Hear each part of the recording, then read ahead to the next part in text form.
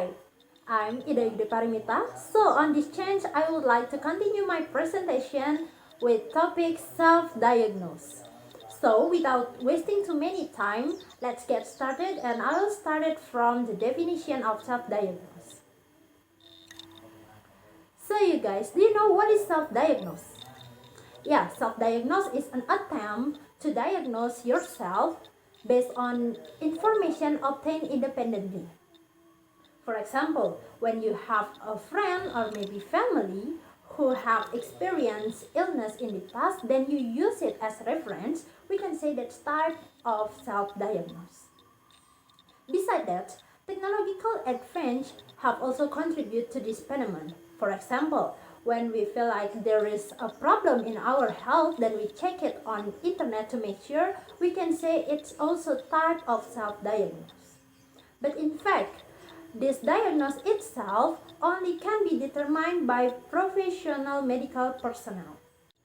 So right now let's move to the characteristic of self-diagnose. So here I have 3 characteristics of self-diagnose. So you guys, do you have ever felt that you are in mental health state or feel like depressed even though you had never consulted the psychiatrist? So I suggest you to be careful to not doing self-diagnose. So here, the first one characteristic is panic. Self-diagnose can trigger panic later and will cause stress to someone when doing self-diagnose.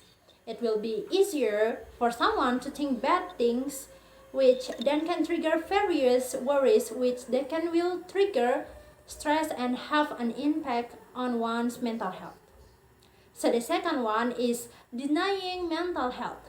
So self-diagnose make a person not understand exactly what various mental disorder or illness they are experiencing.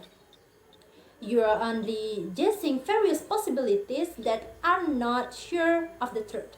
It could be that you are exaggerating such a diagnosis that you are depressed, bipolar, or the other. Or maybe you can underestimate your diagnosis because you don't know what's the truth. And the last one or the third is don't want to consult to the expert.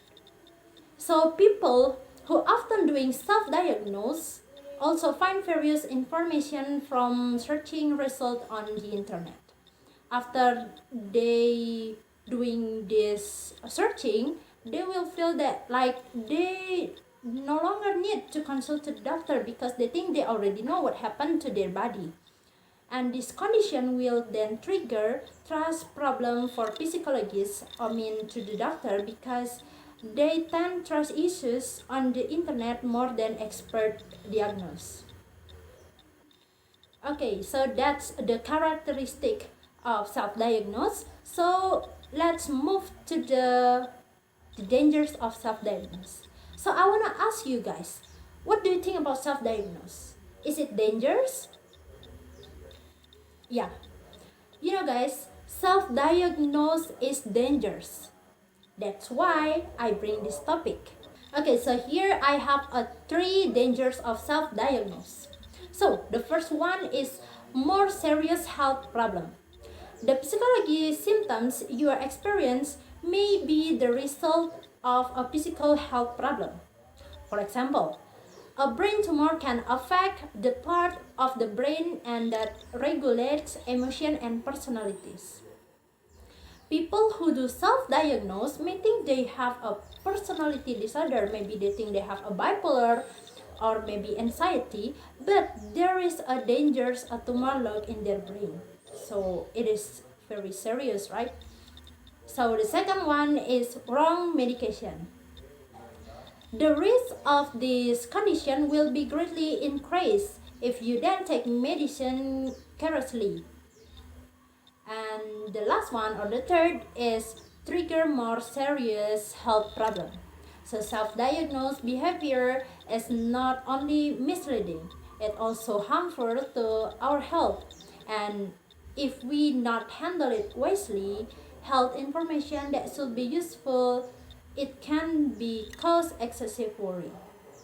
Don't worry, I will give you some tips to overcome self-diagnose. So here's the things that we can do or we should to do. And the first one, the tips from me is avoid searching for disease via internet. The second one is avoid online mental tests. I really not recommend it for you. And the third one is don't make other people health problem as reference. And the last one is do not hesitate to go to the doctor or maybe psychologist or psychiatrist. Okay, so I think that's all about the material that I can share to you guys. So here we can conclude that doing self-diagnose is really dangerous and it is better for us to doing a consultation to the doctor directly, or maybe we can consult to the professional medical personnel. And if you think that you have experienced it before, I wish that you could stop it and you can consist to following a few tips from me about how to overcome self-diagnose. And I would like to remind you, let's be wise and stop to doing self-diagnose because it's really dangerous. And here, the last one, I have a quote of and reminder for you all guys. So the quote is, think positive, be positive, and positive thing will happen. So that's all from me. I hope this material is useful for you all guys. Thank you for your attention. I'm Gede Parimitha and bye bye.